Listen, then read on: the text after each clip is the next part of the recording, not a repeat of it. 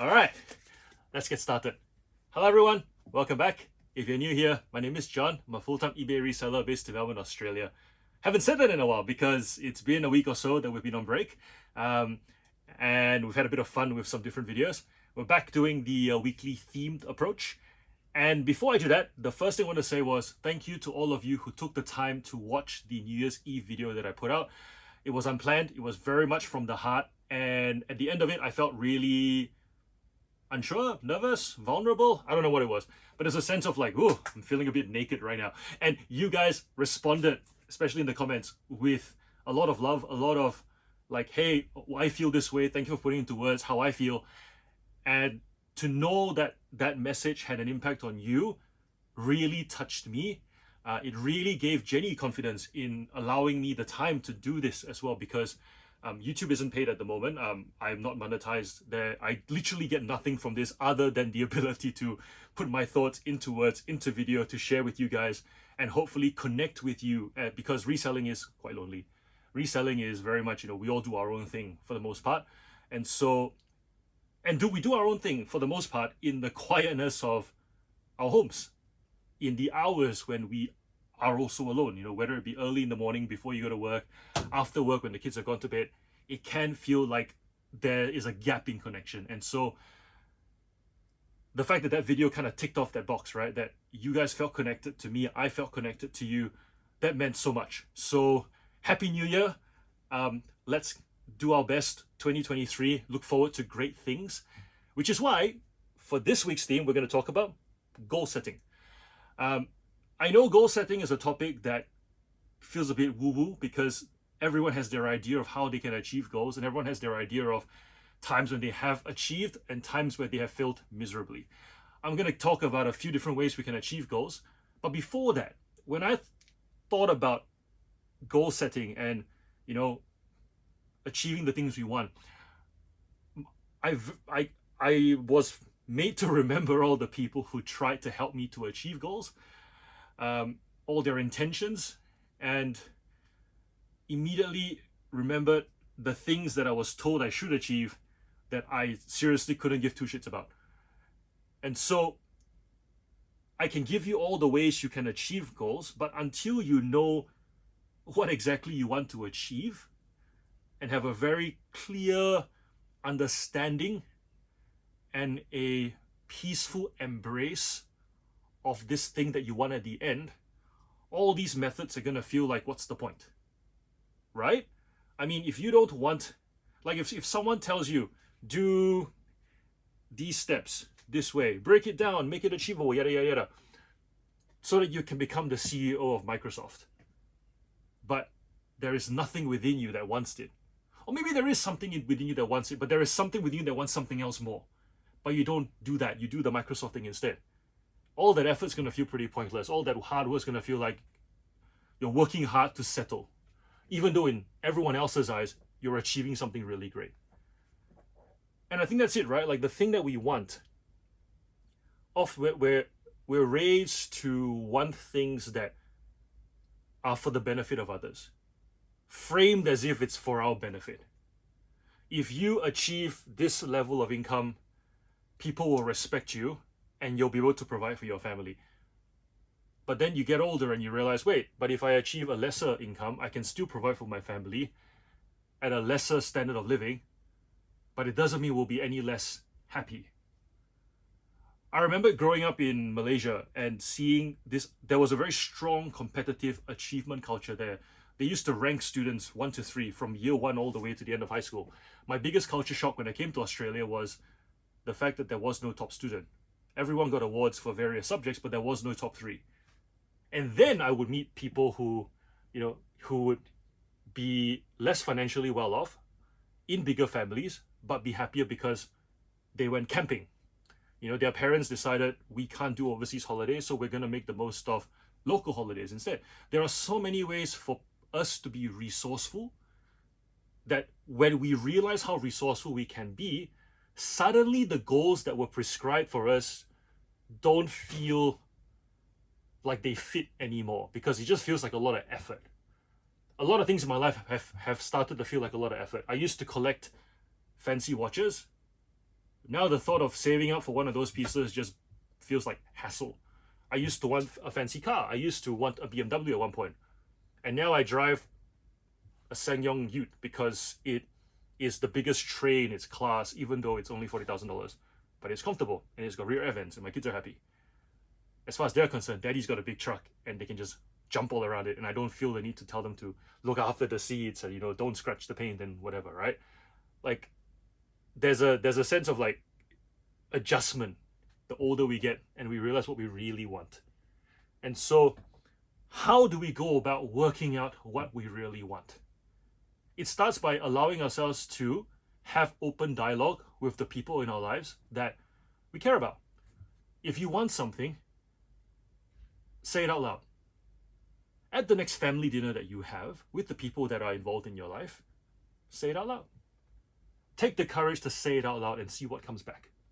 I want to be able to work half the days of the week so that one day a week I can serve at the church.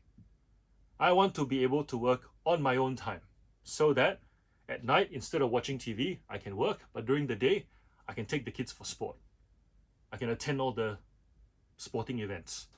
I can turn up to dress rehearsals for drama. I want to be able to do date day instead of date night because my wife works every other day, and therefore there are days when if we do date lunch, it will be in a quiet restaurant instead of date nights in a busy restaurant with everybody else. There are so many things that you can say out loud that will be a bit off center because you are breaking a norm. You are trying to do things a little bit out of the regular, which is what makes it special. It's your way of saying, I want to be more resourceful. Once you say that, see what comes back. You may have resounding support, or you may have some doubtful silence, some people going, I'm not sure. Look, John, maybe focus on what you're doing now first. Maybe don't dream so big. And that's okay, because it belongs to you. What you want belongs to you. It came from inside of you, and you have to make it a reality. In my New Year's Eve message, I talked about how sometimes when we desire a state of being that is motivational, that is inspirational, when we've never done it before, it's very hard to get those closest to us to help us along. They want to help us. They don't want to be seen as unsupportive. But to believe in something they cannot see, that's faith, really, isn't it? And to have faith in someone who is just human. I mean, I'm not God, so I can't make anything happen. So I still need to prove myself to some extent.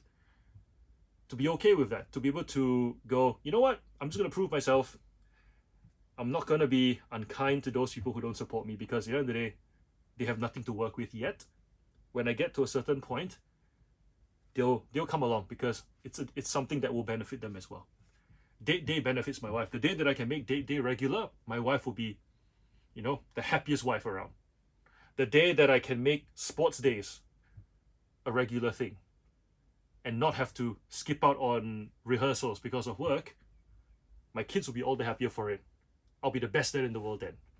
So, allowing yourself to say these things out loud, painting a picture out loud, and then heading in that direction, everything that you do, you will find that you will be more motivated to make those things happen than to make things happen that are for everybody else that you don't believe in at all.